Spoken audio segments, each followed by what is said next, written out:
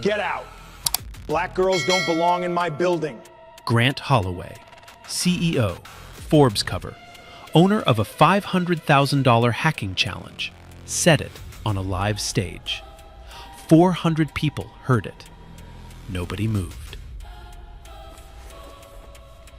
I signed up for your challenge. You? The dirty little black intern we threw in the garbage 3 years ago? Now you want to hack my system? Start the clock. Broke blood, broke brain. Your mama scrubs toilets. That's your bloodline. That's all you'll ever be. 60 minutes. That's all I need. Fine. 60 minutes. Let's watch her embarrass her whole race on camera. She sat down, fingers on the keys. 3 years of silence behind her eyes. That smirk was the beginning of the end of everything he ever built. God, if you knew what this girl went through to get to that chair, you wouldn't believe it. Every single one taken. The Grand Pavilion at Crest Point Technologies gleamed under a cathedral of LED panels, each one cycling the company logo in cold blue light. San Jose's finest had turned out. Venture capitalists with quarterly reports still warm in their briefcases. Tech journalists with cameras already rolling. Engineers from rival firms pretending they weren't taking notes. The air smelled like espresso and ambition. Somewhere near the back, a publicist whispered into her phone that the live stream had already hit 40,000 viewers. A stage dominated the far wall, 50 feet wide, 2 massive screens flanking a single podium. And behind the podium, projected in letters tall enough to read from the parking lot, Aegis Protocol, unhackable. Grant Holloway stepped into the spotlight like a man who'd been rehearsing this moment in front of his bathroom mirror for weeks.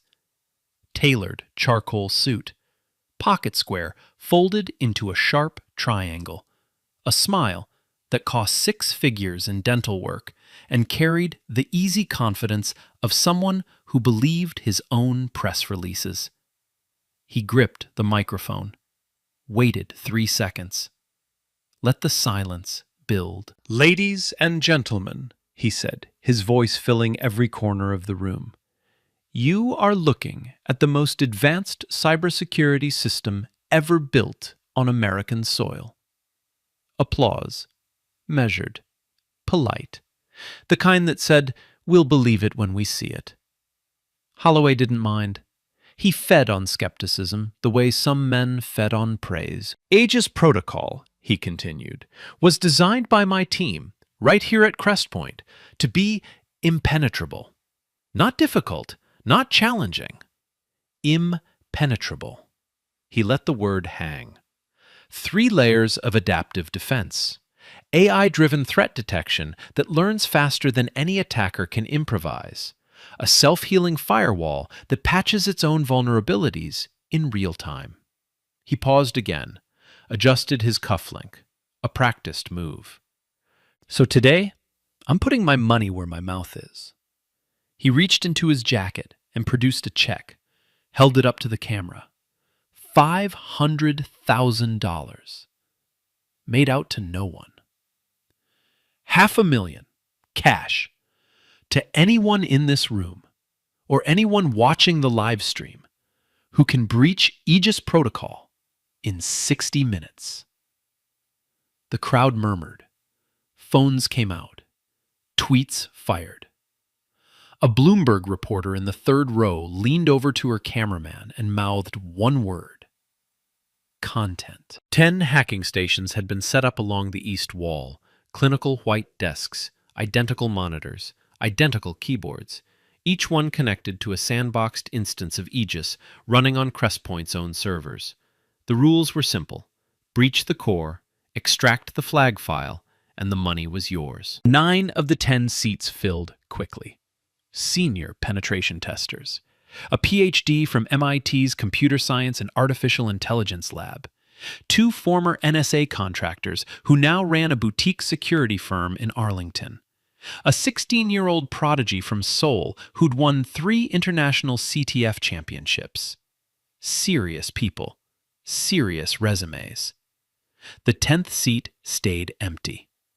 Then, she walked in. She came through the side entrance, not the main doors.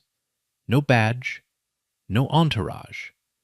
Just a young black woman in a faded gray hoodie, jeans with a frayed hem, and a backpack that had seen better years. She moved through the crowd the way water moves around stones, quietly, without resistance, without drawing attention, until she reached the registration table.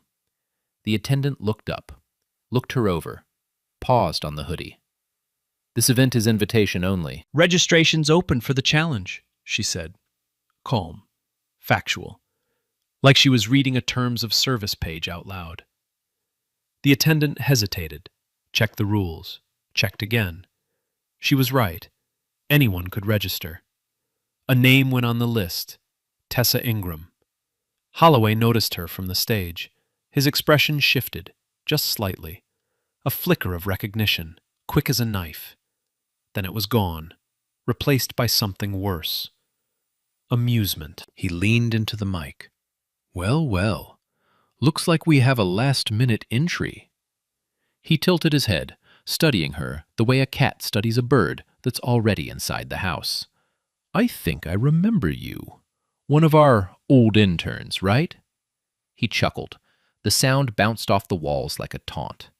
"Tell me, did you at least finish your degree since then?" A ripple of laughter moved through the front rows. Tessa didn't look up. She set her backpack on the floor, pulled out a battered laptop, and plugged in. Her fingers rested on the keyboard the way a pianist's rest on the keys before the first note. She said nothing, and somewhere in that silence, between the CEO's smirk and the intern's steady hands, 2 questions formed in the minds of everyone watching. Who was she, really? And why did she look at that system like she already knew every room in the house? The clock had not started yet. But the challenge had already begun. 14 years old. That was how old Tessa Ingram was when she pulled her first computer out of a dumpster. It was a Tuesday in October, and the alley behind Green Ridge Apartments smelled like wet cardboard and motor oil. East Side Oakland wasn't the kind of neighborhood that made the news for anything good. It made the news for shootings, for school closures, for the kind of poverty that politicians mentioned during campaign season and forgot about the day after the votes were counted. Tessa lived on the 4th floor with her mother, Lorraine. 2 bedrooms, 1 bathroom, a kitchen window that faced a brick wall. Lorraine worked 2 jobs.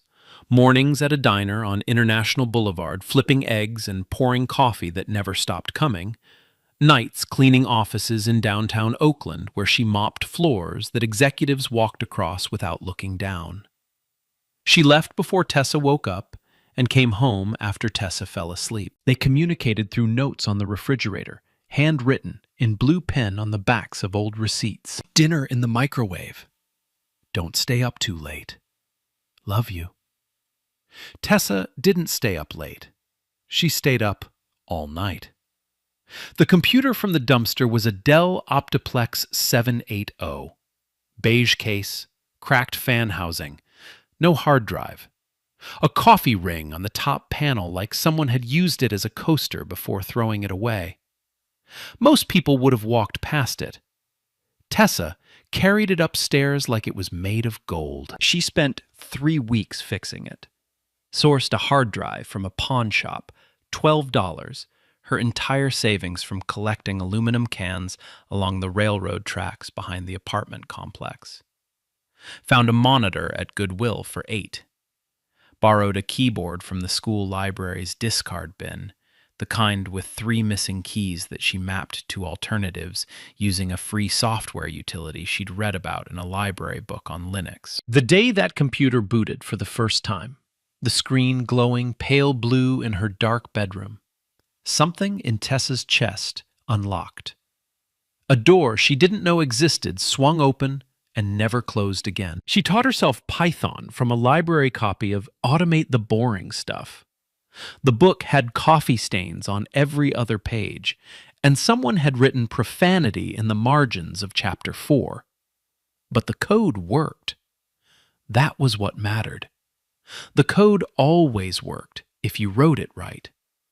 It didn't care about your zip code, didn't care about the color of your skin, didn't ask where your father was.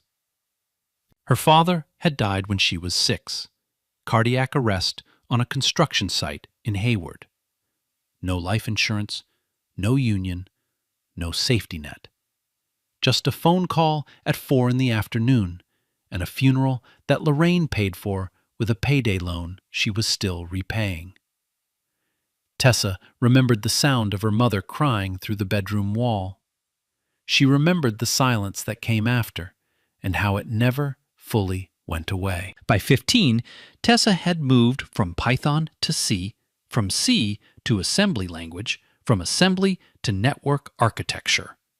She spent her afternoons in the East Side branch of the Oakland Public Library, sitting in the same chair near the window where the afternoon light hit the desk just right, headphones on, watching free MIT OpenCourseWare lectures on a borrowed library laptop.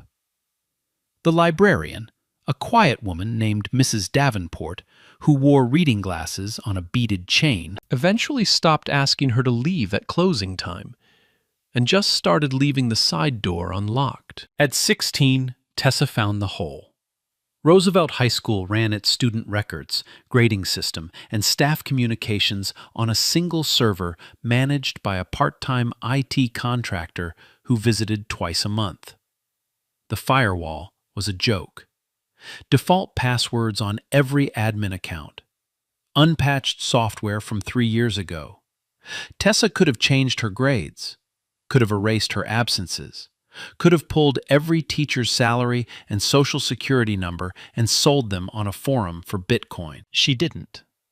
She wrote a 14-page report, printed it at the library, 7 cents a page, paid in dimes, stapled it neatly, and walked it into the office of Mr. Aldridge, the school's IT teacher, a man who taught a keyboarding class that still used a textbook from 2009 and spent most of his planning period troubleshooting the printer.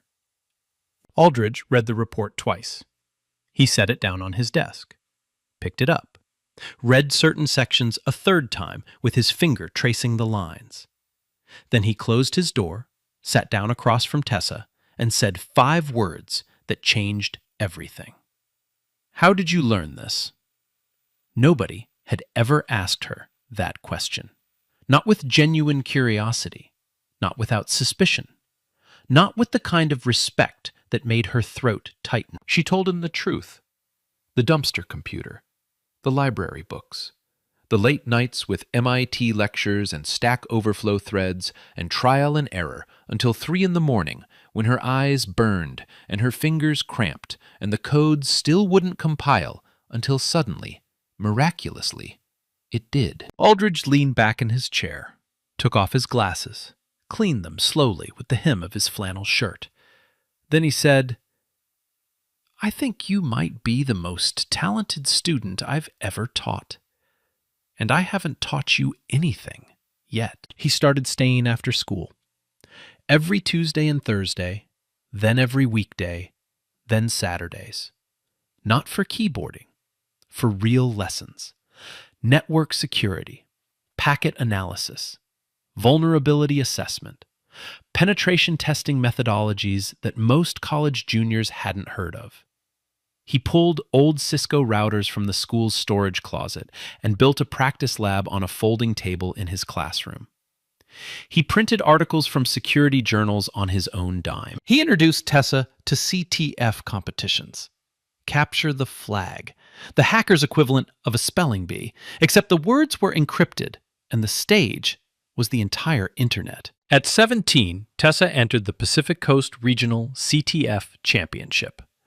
214 competitors from 11 states, college students, graduate students, working professionals with certifications that cost more than Lorraine made in a month. The competition ran 12 hours straight in a convention center in Portland, rows of laptops glowing in a darkened hall like a field of electric fireflies. Tessa was the youngest participant by 4 years.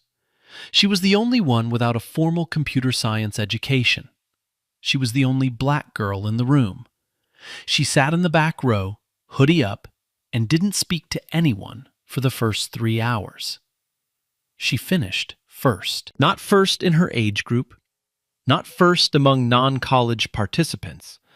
First, overall, by a margin so wide that the second-place finisher, a Stanford master's student named Philip Gentry, asked the organizers to verify her results because he was convinced she'd cheated.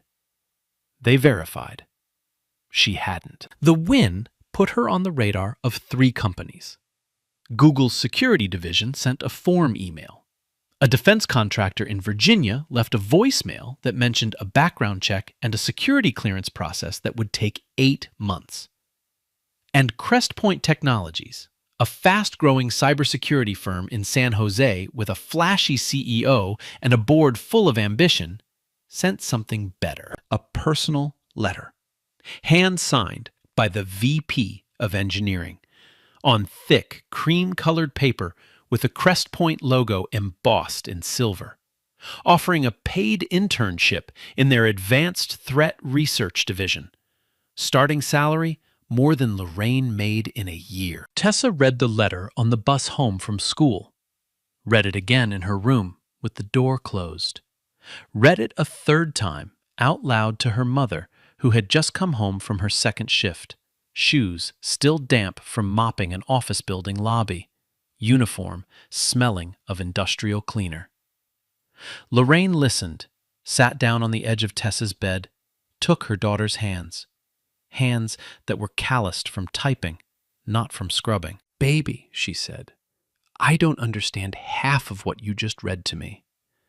But if someone's willing to pay you to be smart, you go be smart. And you don't let nobody make you feel small for knowing things they don't." 2 weeks later, Tessa packed a duffel bag, took a Greyhound to San Jose, and walked through the glass doors of Crestpoint Technologies for the first time. She was 19 years old. She had no degree, no connections, no safety net. She had a dumpster computer, a library card, and a mind that could see through walls. Crestpoint Technologies occupied a glass and steel campus on North 1st Street in San Jose. 4 buildings, a cafeteria that served avocado toast and cold brew on tap, motivational quotes on the walls in sans serif fonts.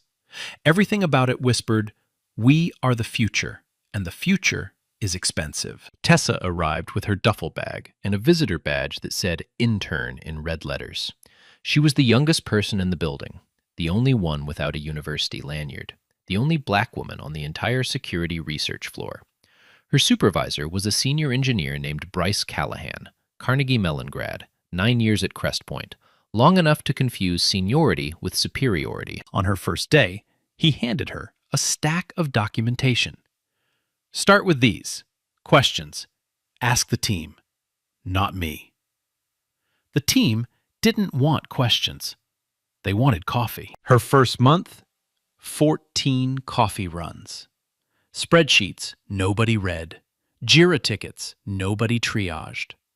When she submitted a code review fixing a memory leak in a legacy module, Callahan rejected it without comment.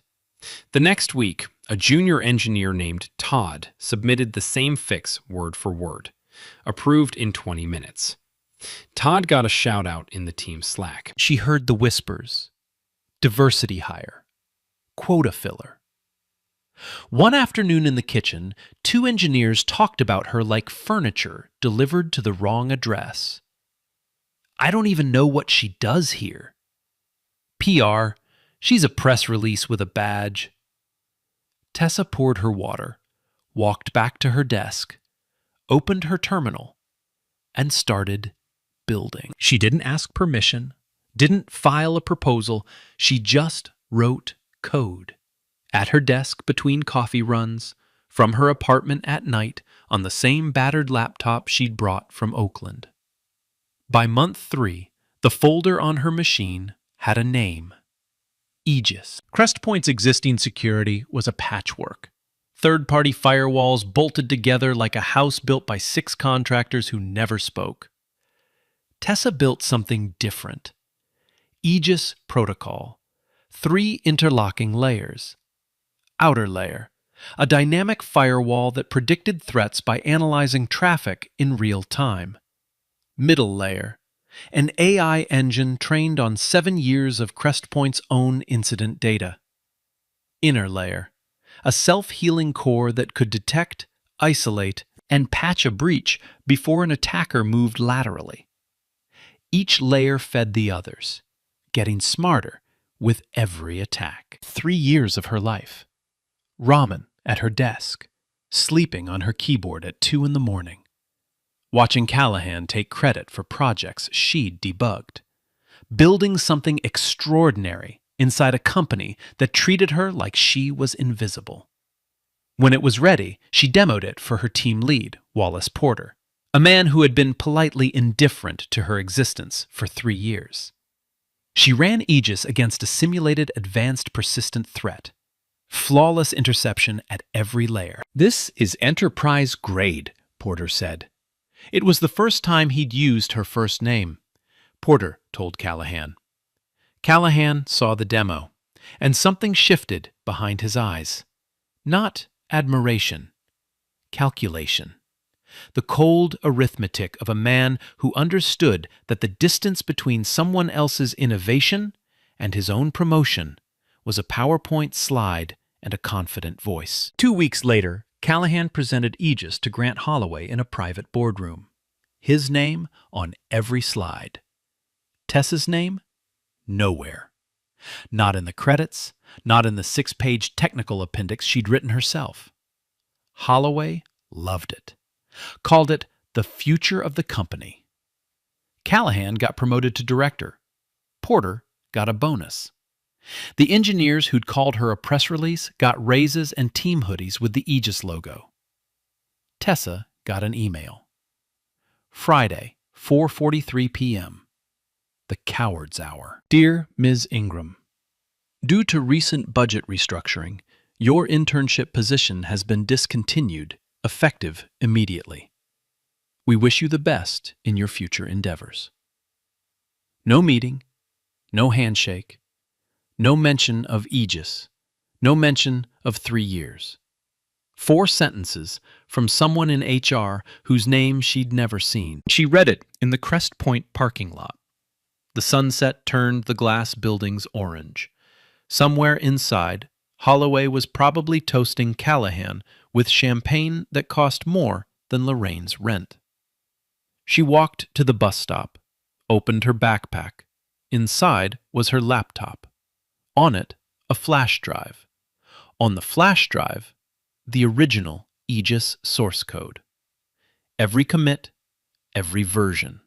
Time-stamped and signed with her personal PGP key from day one. She hadn't backed it up out of paranoia.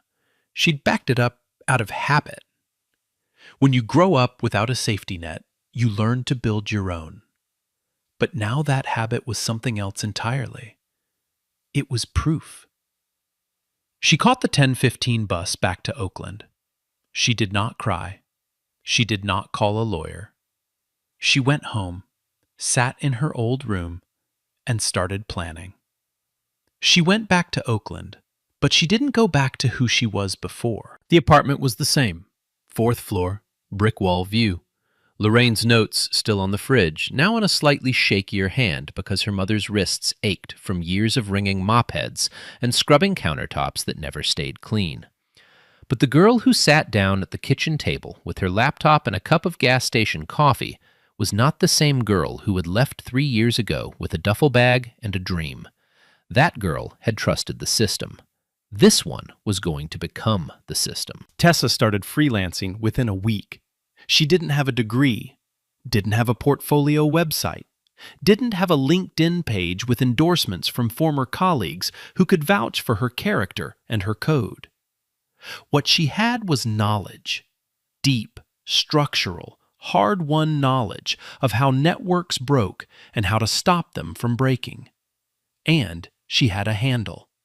Spectra Ghost. She chose the name at 3 in the morning, the cursor blinking on a registration form for a bug bounty platform. Spectra, for the full spectrum of attack vectors she could see.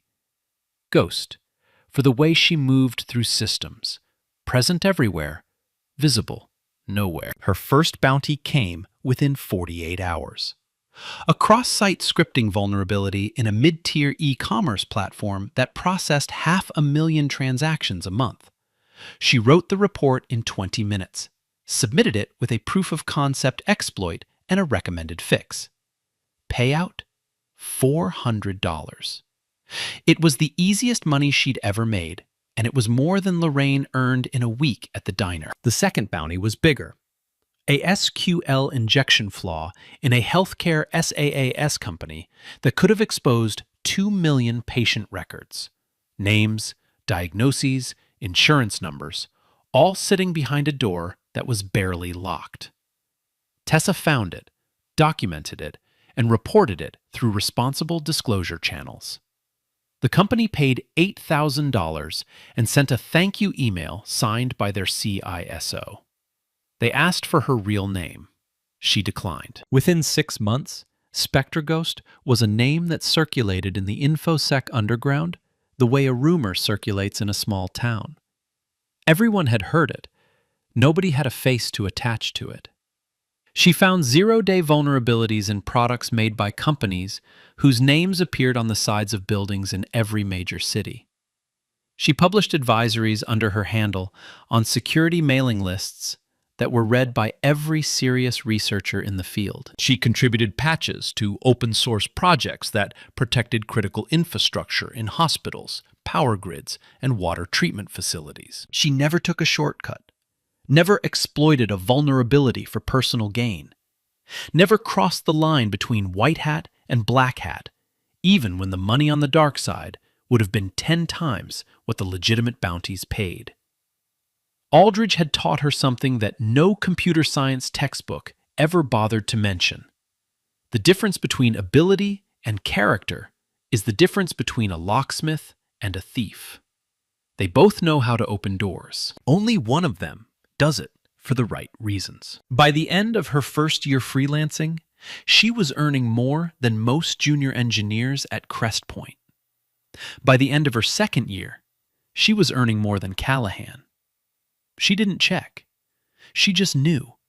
The way you know the weather has changed, by the way the air feels on your skin. She moved Lorraine out of the Greenridge apartment and into a 2-bedroom house in the Fruitvale district with a kitchen window that faced a garden instead of a brick wall. It wasn't a mansion. It was a house with a front door that locked properly, a hot water heater that worked in January, and a porch where Lorraine could sit with her coffee on Saturday mornings without hearing sirens. For Lorraine, it was a palace. Then came DEF CON. DEF CON was the world's largest hacker convention, held every August in Las Vegas in a casino hotel where the hallways smelled like carpet cleaner and controlled chaos. 25,000 attendees, security researchers, government agents, corporate spies, and teenagers who could crack encrypted systems faster than most adults could crack an egg.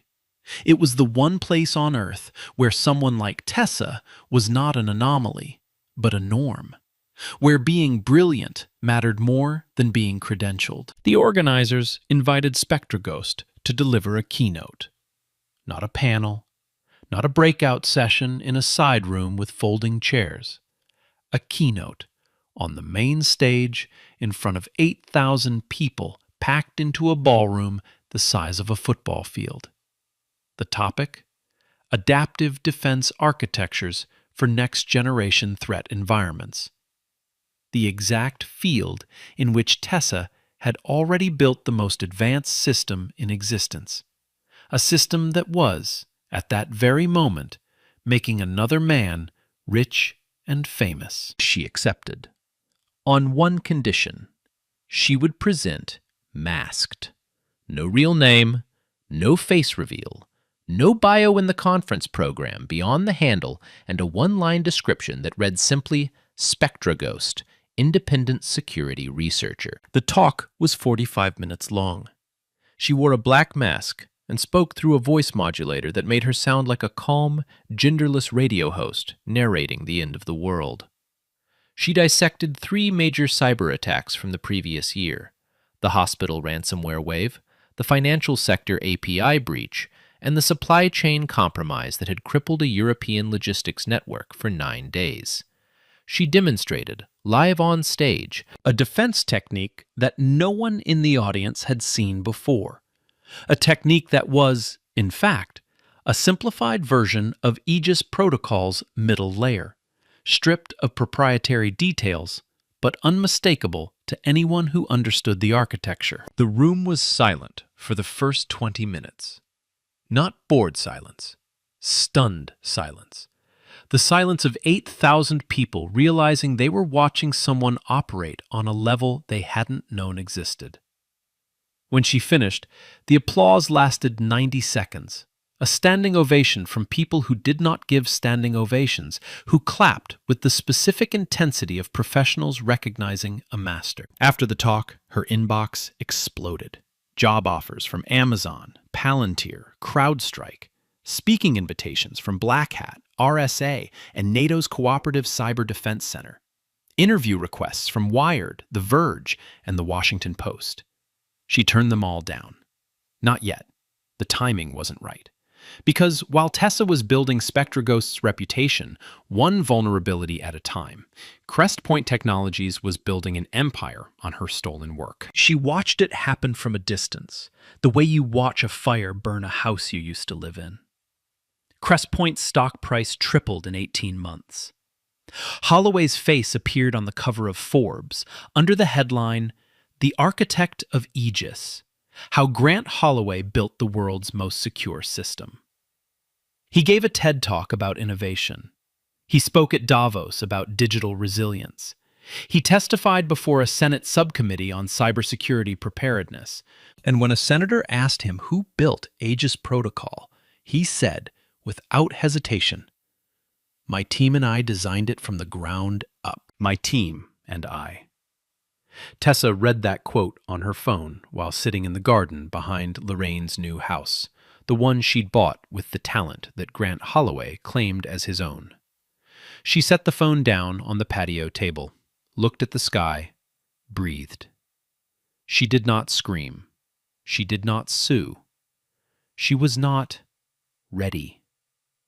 A lawsuit would be her word against $1 billion company with a legal team that billed more per hour than her mother made in a day. She needed more than proof. She needed a stage. And then, 3 months later, the stage found her. Crestpoint announced the $500,000 hacking challenge.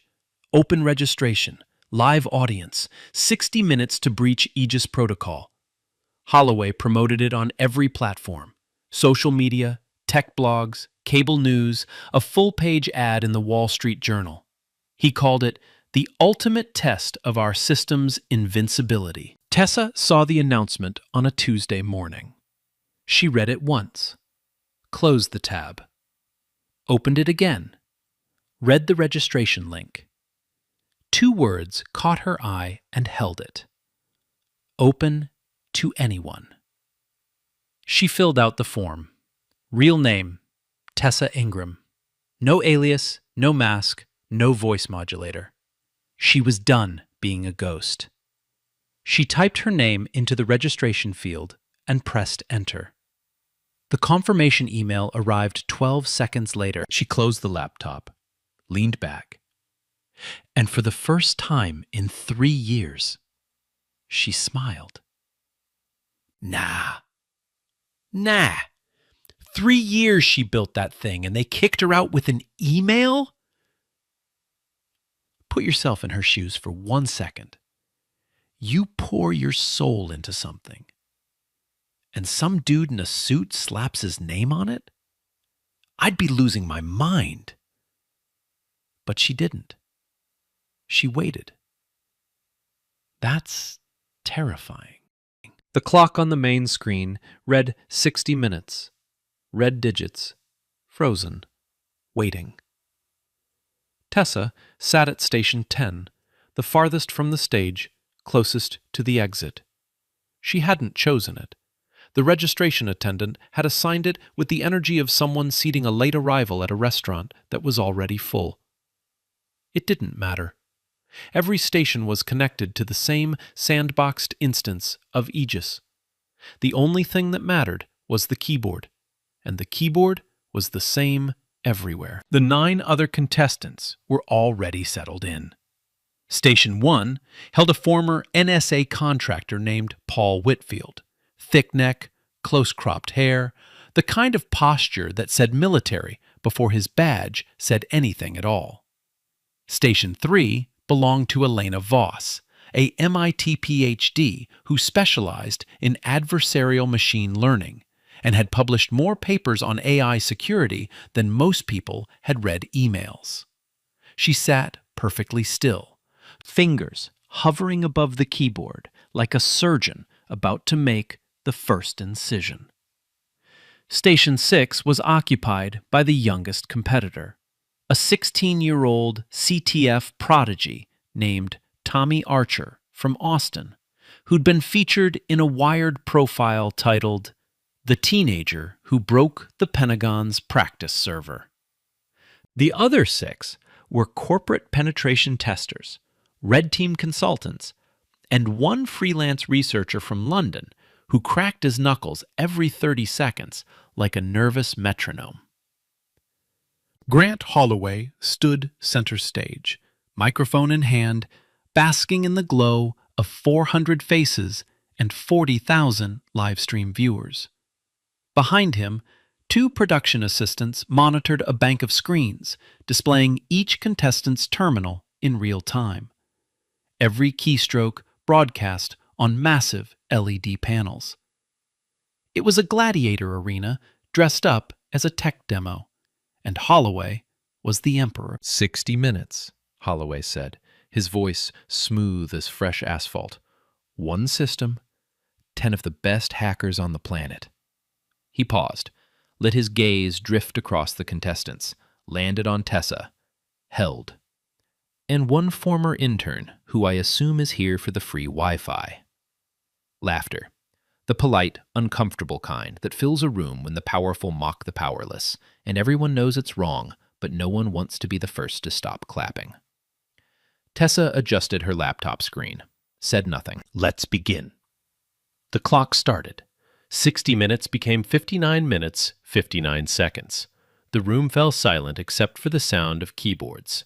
A sudden, synchronized burst of typing that sounded like rain on a tin roof. The contestants attacked. Whitfield went straight for the outer firewall with a brute force credential scan. Fast, loud, the digital equivalent of kicking down a front door. Voss was more surgical, probing the AI detection layer with carefully crafted anomalous traffic, designed to confuse the behavioral heuristics. Tommy launched a custom fuzzing script that tested every input field on the system's public-facing interface, looking for a buffer overflow. They were good. All of them. The kind of good that came from years of training, expensive educations, and the quiet confidence of people who had never been told they didn't belong in a room. Tessa didn't attack. Not yet. For the first 7 minutes, she did something that confused everyone watching her screen. She read. She opened the system's public documentation, API endpoints, authentication flow diagrams, error handling protocols. She scrolled through them the way a novelist rereads their own manuscript before an edit, not looking for anything specific, but remembering. Holloway noticed, leaned into the mic. Station 10 seems to be doing some light reading. Maybe someone should tell her this isn't a library. The audience gave him a courtesy laugh that was thinner than the last one. A tech journalist in the second row stopped laughing and started watching Station 10 more carefully. Station 1, Whitfield, hit Aegis's outer firewall and bounced. His brute force scan triggered the adaptive response, and within 45 seconds, the firewall had identified his pattern, blacklisted his approach vector, and rotated the authentication keys. Locked out before the clock hit 53 minutes remaining. Whitfield cracked his neck. Started over with a different vector, his jaw tight with frustration. Station 3, Voss, fared better. Her anomalous traffic slipped past the initial detection filter and reached the middle layer. But the AI engine, Tessa's AI engine, trained on 7 years of incident data, recognized the behavioral signature within 90 seconds. It flagged her traffic, isolated her session, and began feeding her false responses designed to waste her time. She would spend the next 20 minutes chasing shadows in a maze that Tessa had built to be inescapable. Station 6. Tommy found a micro delay in one of the API endpoints.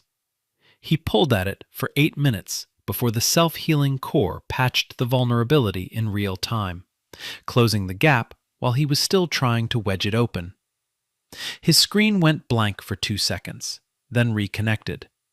He stared at it like a man watching a door close in slow motion. By minute 15, 7 of 10 contestants had been stopped at Layer 1. Voss was trapped in Layer 2 without knowing it. Tommy was regrouping with diminishing conviction. One freelance researcher had simply leaned back in his chair and started watching the other screens, conceding without a word. And Tessa had stopped reading at minute 8 and started typing. Not fast, not slow, steady.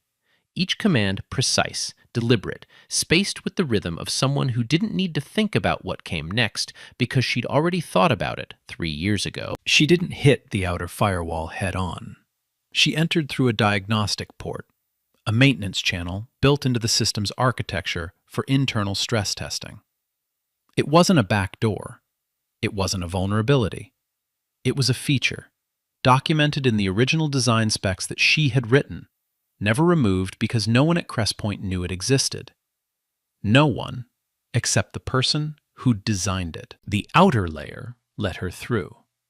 Not because she'd broken it, because she'd built it to recognize the diagnostic handshake she was using. By minute 15, Tessa was inside Layer 2. The AI detection engine scanned her activity, flagged it, began the isolation protocol. And then something happened that made Bryce Callahan, watching from a monitor backstage, sit forward in his chair so fast that his coffee sloshed over the rim and pooled on the table. Tessa sent a command string to the AI engine. Not an attack, a handshake. A specific sequence of calibration instructions she'd written during the initial training phase. The digital equivalent of a mother calling her child by a name that only the two of them knew. The routine was buried in the system's training initialization code, run once during setup, never meant to be invoked again. But the code was still there. Code doesn't forget. Code doesn't betray. The AI engine paused, reprocessed, and then it did something it had never done for any other attacker in its existence. It stood down. The isolation protocol disengaged, the threat flags cleared, the session reclassified from hostile to authorized. On the backstage monitor, the status indicator next to Tessa's connection changed from red to green, the color reserved for system administrators. Callahan's face went white. He turned to the Crestpoint engineer next to him, a young man named Drew, who had helped deploy Aegis without ever asking who designed it. "She knows the architecture," Callahan whispered. His voice was the voice of a man who had just heard a knock on a door he thought he'd locked forever. Drew looked at Callahan's screen, looked at Tessa's terminal feed, looked back at Callahan. "She doesn't just know it," Drew said.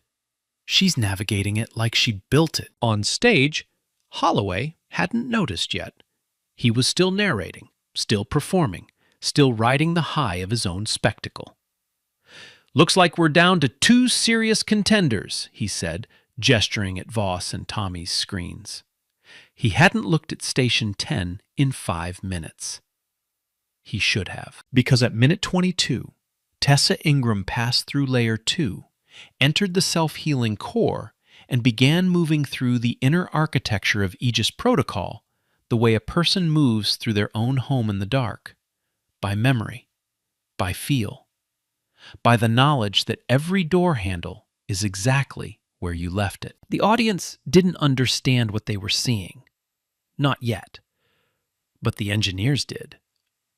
In the third row, a security researcher from CrowdStrike leaned over to his colleague and said, very quietly, "That's not hacking. That's ownership." Minute 28. The inner core of Aegis Protocol had never been touched by an unauthorized user. 3 years of deployment, hundreds of red team exercises, 4 real-world attacks by state-sponsored groups. Nobody had ever reached this deep. Tessa was there now, moving through directories she had named, reading code she had written. At minute 28, she found what she was looking for, a diagnostic query, the system's original build log, buried 4 directories deep in a folder the deployment team had never opened. Tessa had left it there on purpose, not as a trap, as a timestamp, as proof that would survive any amount of corporate revisionism. She executed the command. The build log loaded. Then she mirrored her terminal to the main stage display. 400 people gasped. The build log filled both massive LED panels, stark white text on dark background, and at the top, 3 lines. Project, Aegis Protocol v1.0. Author, T. Ingram. Initial commit, March 14th, 3 years prior. The room went dead quiet. Holloway stood 6 feet from the screen. His smile didn't fade. It vanished, erased like a line of code deleted from a file. That's clearly been tampered with." His voice cracked through the mic. It didn't sound confident. It sounded like a man whose script had just been rewritten in front of him. At minute 31, Tessa entered the final command.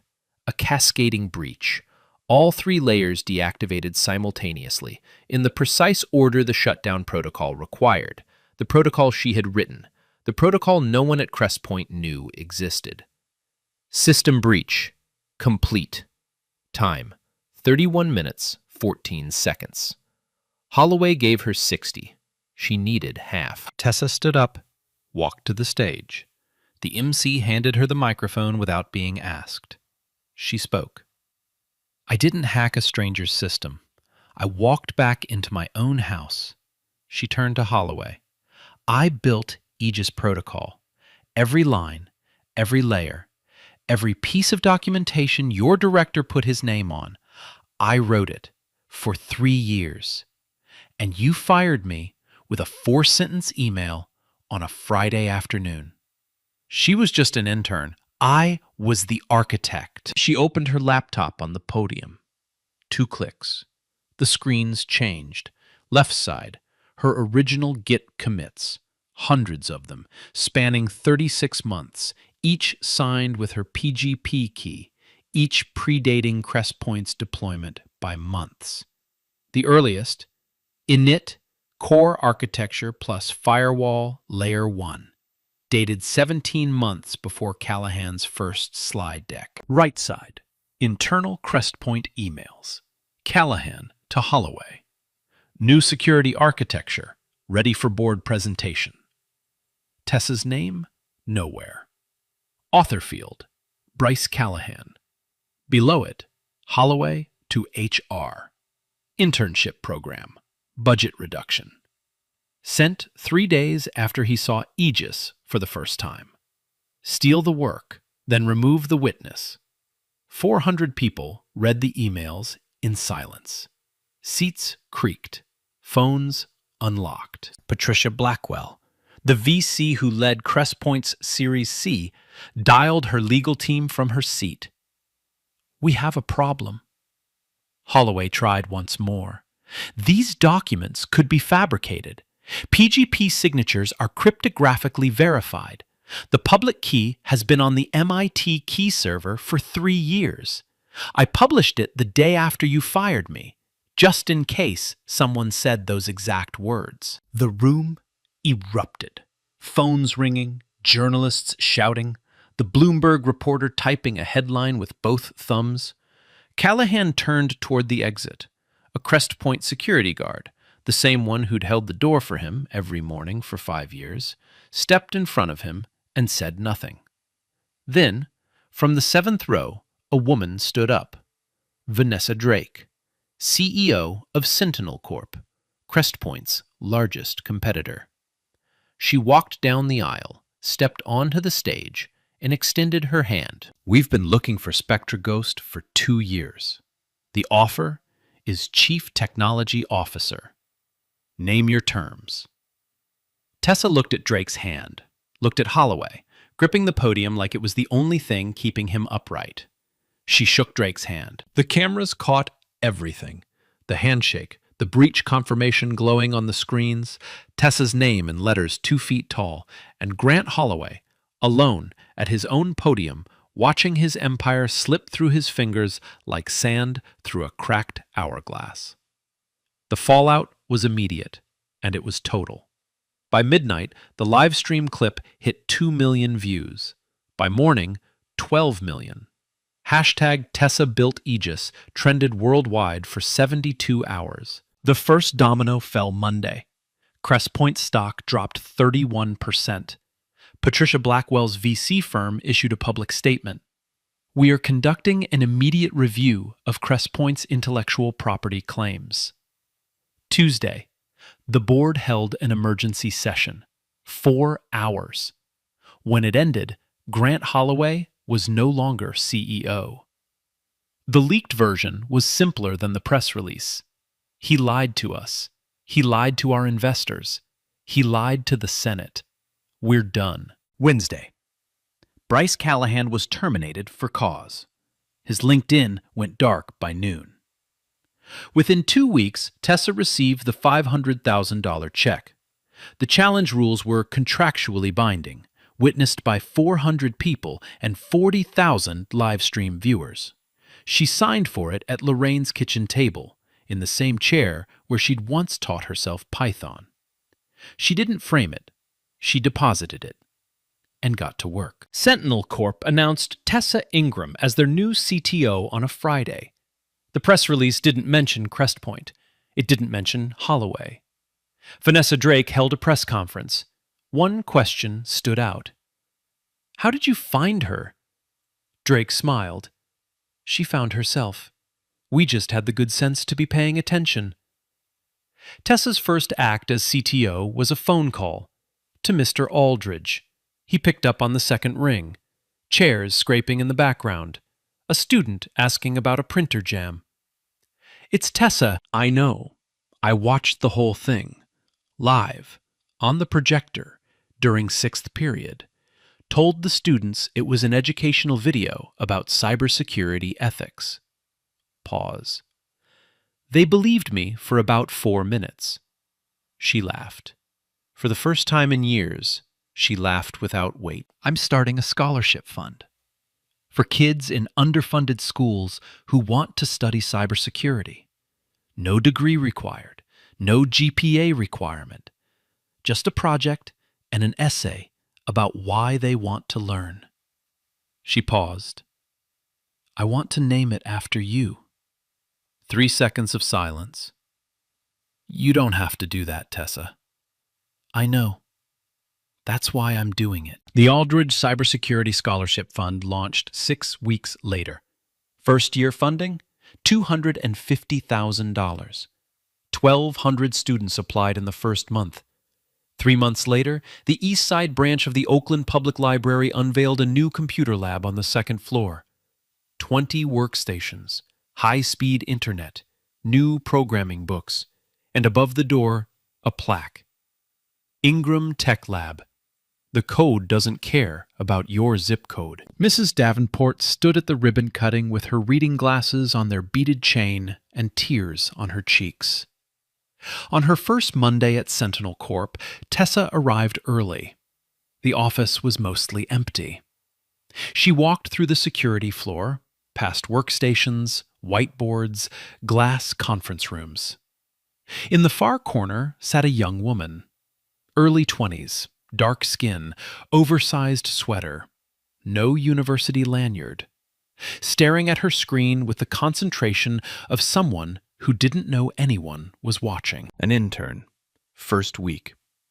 Tessa pulled up a chair, sat down next to her. "Show me what you're working on." The intern looked up, startled, then smiled, small, cautious, the kind people give when they're not used to being asked.